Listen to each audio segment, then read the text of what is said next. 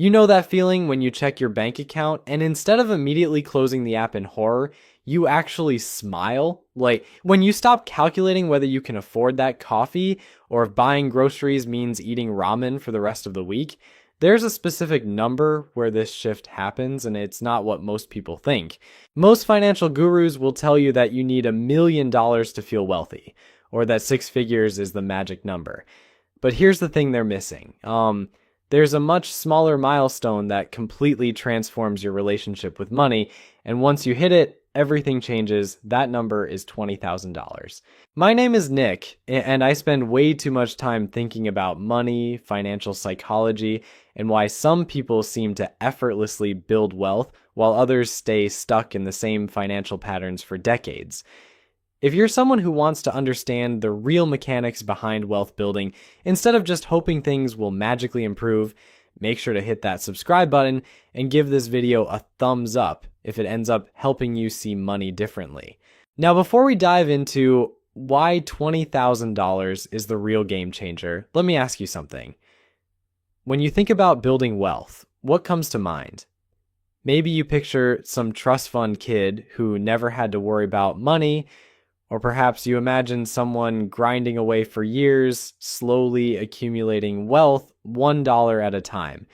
The truth is, wealth building doesn't work the way most people think it does.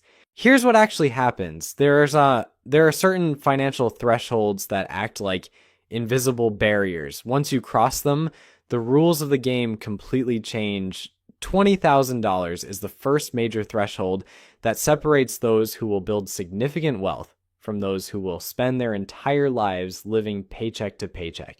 And the crazy part is, most people have no idea this threshold even exists. Think about it this way. If you've ever tried to push a heavy boulder up a hill, you know that getting it started is the hardest part. You're straining, sweating, making very little progress, and questioning whether it's even possible.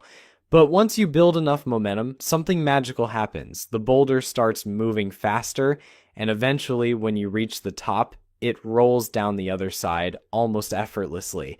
$20,000 is that turning point where your financial boulder finally crests the hill. Everything before this point feels like you're pushing uphill against gravity. Everything after this point feels like gravity is working in your favor. But here's where it gets really interesting, and this is something that will probably surprise you. The difference isn't just mathematical. It's not simply that you have more money to invest or that your returns are larger in absolute terms. The real magic happens in your brain. When you don't have money saved, your brain operates in what psychologists call survival mode. Every financial decision is filtered through fear and scarcity. You take the first job offer that comes along, even if it's terrible, because you can't afford to be picky. You stay in situations you hate because leaving feels too risky. You say yes to things you don't want to do because you need the money. This isn't just about being practical or responsible. When you're in survival mode, your brain literally can't think about growth and opportunity. It's like trying to plan a vacation while your house is on fire. Your mental bandwidth is completely consumed by immediate threats and short-term survival. But something remarkable happens when you cross that $20,000 threshold. Suddenly, your brain has the space to think differently. Instead of asking, how do I survive until next paycheck? You start asking, how can I grow this money? Instead of being reactive to whatever financial crisis pops up, you become proactive about building wealth. Research from Vanguard shows that having just $2,000 in emergency savings increases your financial well-being by 21%. $2,000. That's less than most people spend on a vacation or a fancy laptop. But that small buffer creates a massive psychological shift because it moves you out of pure survival mode. When you push that emergency fund to 3 to 6 months of living expenses, which for most people lands somewhere around $20,000, you get another 13% boost in financial well-being. But more importantly, you've now created enough breathing room for your brain to start thinking about wealth building instead of just wealth preservation. Here's where the math starts getting really exciting. Let's say you're saving $1,000 every month and earning an 8% return on your investments.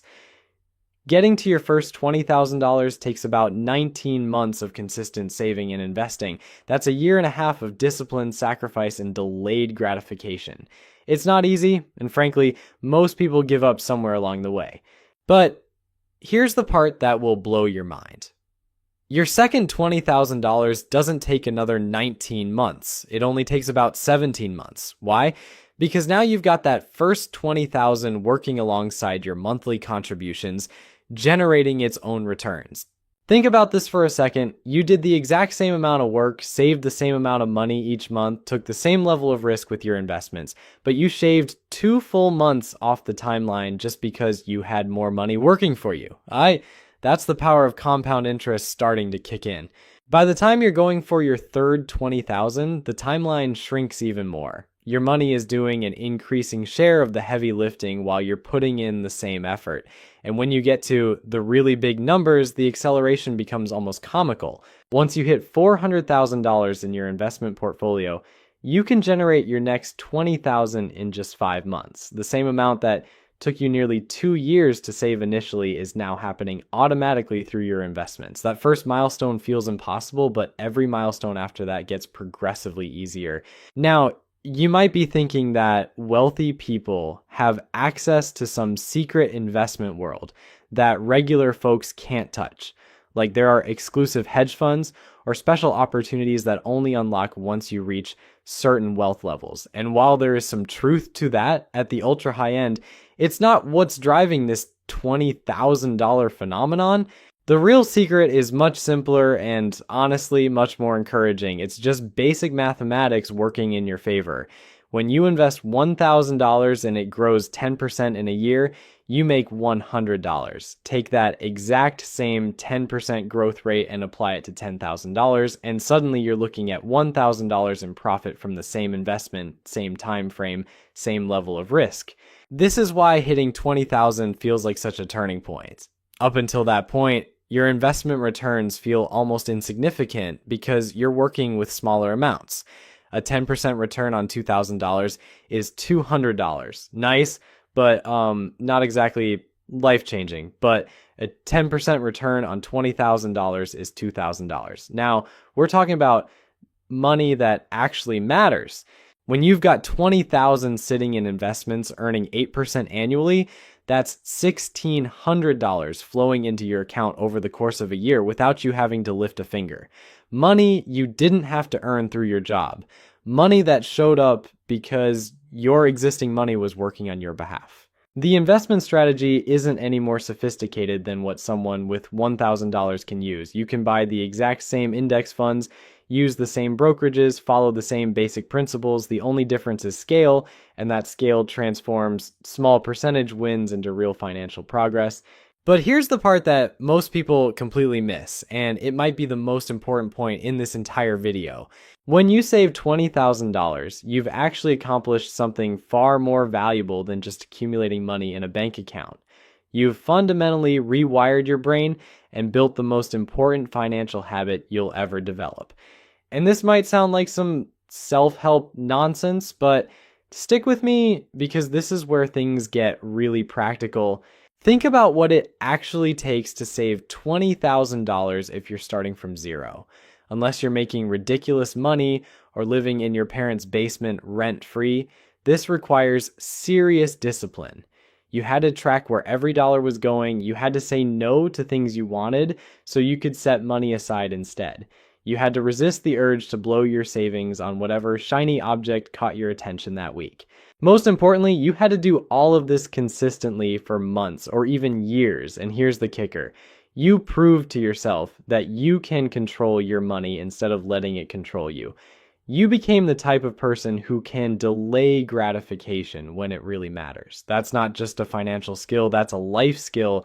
This identity shift is huge because it affects every financial decision you make going forward. Before you had $20,000 saved, buying a $4 coffee might have required mental gymnastics about whether you could afford it. After you hit $20,000, you're not sweating the small stuff anymore because you know you have your priorities straight. You've proven you can make the big sacrifices when necessary. But there's another psychological shift that happens at this level. that most people don't talk about. You start seeing opportunities instead of just threats. When you're living paycheck to paycheck, every unexpected expense feels like a disaster. Your car needs repairs, your laptop dies, your rent goes up. These aren't opportunities, they're financial emergencies that derail your entire month. But when you have $20,000 in the bank, these same events become minor inconveniences at worst. Your car needs repairs, annoying but not catastrophic. Your laptop dies, time to upgrade to something better. Your rent goes up, maybe it's time to finally look for a better place or negotiate your salary. Even better, you start noticing opportunities that were always there, but you couldn't take advantage of before. Your friend mentions they're starting a business and looking for investors. Before, you would have thought, that sounds interesting, and moved on. Now you can actually consider whether it's worth throwing $5,000 at it. A killer deal pops up on a rental property that needs some work. Before, you would have scrolled past it on Zillow and maybe felt a little envious. Now you can run the numbers and see if it makes sense as an investment. Your boss mentions there's a conference in another city that could be great for your career, but the company won't pay for it. Before, you would have made excuses about why you can't afford to go.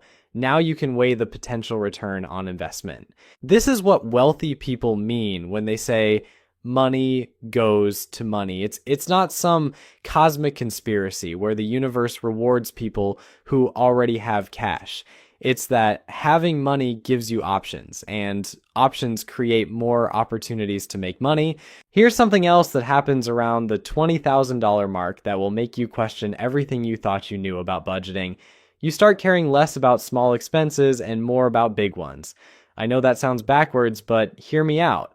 When you're broke, you obsess over every purchase. Should I buy the name brand cereal or the generic version?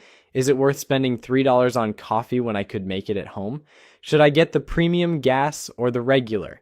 These decisions consume mental energy because every dollar feels precious. But when you have a solid financial foundation, you realize these micro decisions are largely irrelevant. The difference between spending $3 on coffee versus making it at home is maybe $1,000 per year if you're really going overboard. That's not nothing, but it's not going to make or break your financial future either. What matters are the big decisions: where you live, what you drive, how much you save, where you invest. These choices can swing your net worth by tens of thousands of dollars over time. So instead of agonizing over whether to buy the organic bananas, you focus your energy on optimizing your housing costs, maximizing your income, and making sure your investment strategy is solid. This shift in focus is incredibly liberating because it frees up mental bandwidth for the decisions that actually matter. You stop sweating the small stuff and start thinking strategically about wealth building. Now, let's talk about what happens to your career once you hit this milestone, because this is where things get really interesting. Having $20,000 saved doesn't just change your relationship with money, it changes your relationship with work. When you're living paycheck to paycheck, you're essentially trapped in whatever job you currently have. Your boss could be terrible, your coworkers could be toxic, the work could be mind-numbing, but you can't leave because you need that next paycheck to survive. This puts you in an incredibly weak negotiating position. You can't ask for a raise because you're afraid they might fire you. You can't push back on unreasonable demands because you need the job more than they need you. You can't explore other opportunities because taking time off for interviews feels too risky. You're stuck, and everyone knows it. But $20,000 changes the entire dynamic. Suddenly, you have what I call walking away money. You could quit tomorrow and survive for months while you find something better. This doesn't mean you should be reckless or burn bridges unnecessarily, but it means you're negotiating from a position of strength instead of desperation. This psychological shift affects everything about how you approach your career. You start asking for the raise you deserve because the worst they can say is no, and you'll be fine either way.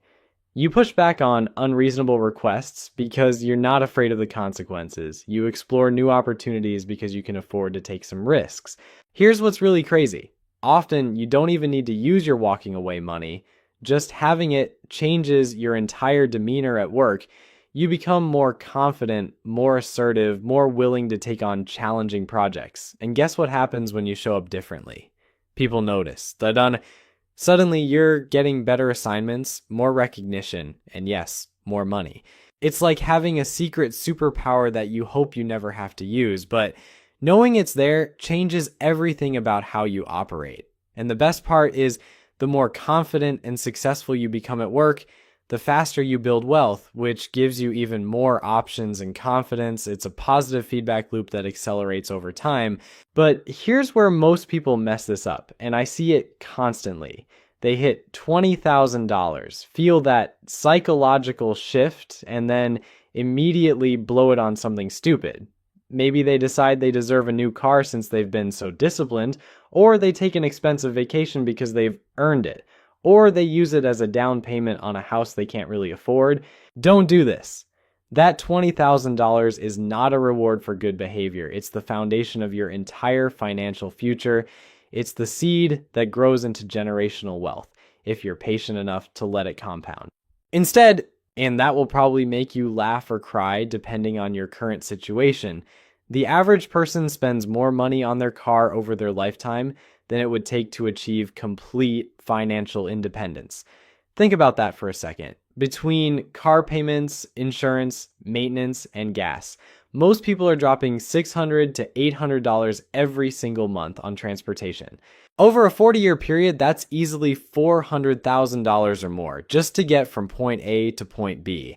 Meanwhile, they're complaining that they can't afford to save for retirement. It's like watching someone spend a fortune on a gym membership they never use while complaining they can't afford to eat healthy food. Here's the thing that makes this even more ridiculous. The moment you drive a new car off the lot, it loses about 20% of its value. So you're not just spending money, you're actively destroying wealth. Compare that to investing the same amount in a diversified portfolio. Instead of watching your money evaporate, you're watching it multiply. But I get it. Like, cars are emotional purchases. You want something reliable, something that looks good, something that makes you feel successful. And there's nothing wrong with that as long as you understand what you're trading off. That car payment might make you feel wealthy, but it's actually keeping you poor.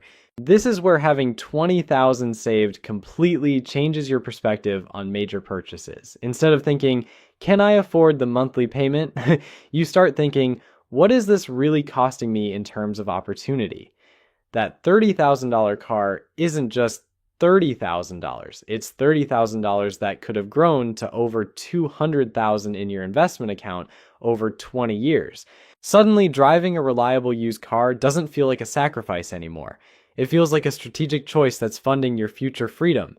And here's the beautiful irony. The person driving the flashy new car is probably stressed about money, while the person driving the older Honda is quietly building wealth and sleeping better at night. This mindset shift extends to every major financial decision you make. Housing, education, vacations, hobbies. Everything gets filtered through the lens of opportunity cost, not in an obsessive way that sucks all the joy out of life, but in a strategic way that ensures you're making intentional choices about where your money goes. And let me tell you something that might surprise you. Once you start thinking this way, you often realize you don't actually want half the stuff you thought you wanted. That bigger apartment? The extra space would be nice, but is it worth delaying your financial independence by 5 years, that expensive hobby? It's fun, but there are probably cheaper ways to get the same satisfaction. This isn't about becoming a penny-pinching miser who never enjoys anything. It's about becoming intentional with your money, instead of letting it slip away on things that don't actually matter to you. Idris, when you have clear financial goals and understand the power of compound interest, it becomes much easier to distinguish between what you want and what you really want. Look, $20,000 isn't going to make you rich overnight, but it will fundamentally change how you think about money and opportunity. It's the difference between surviving and thriving, between reacting to life and designing it. Start building that foundation today because your future self is counting on the decision you make right now. Trust me, they'll thank you for it.